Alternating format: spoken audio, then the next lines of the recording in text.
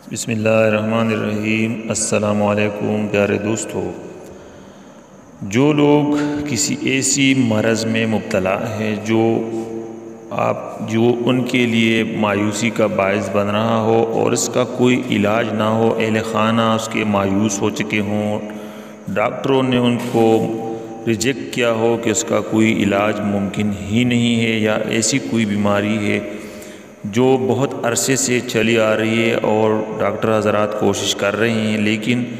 کوئی بھی اس کو شفا نہیں مل رہی، تو یہ دعا مایوس العلاج مریض کے لیے شفایابی کے لیے ہے۔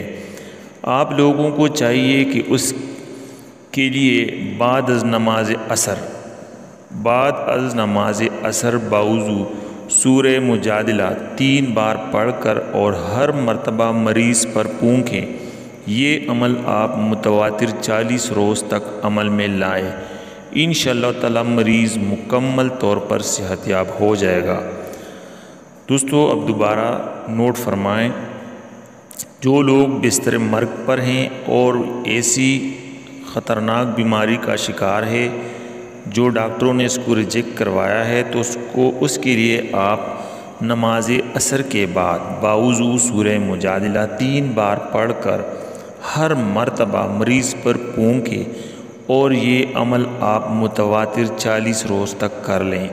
انشاءاللہ تعالی یہ مریض صحت یاب ہو جائے گا۔ دوستو اگر آپ کو یہ ویڈیو اچھی لگی تو اس کو آپ لائک کر لیں اور صدقہ جاریہ سمجھ کر دوسرے مسلمان لوگوں تک بھی اس کو پہنچائیں۔ شکریہ۔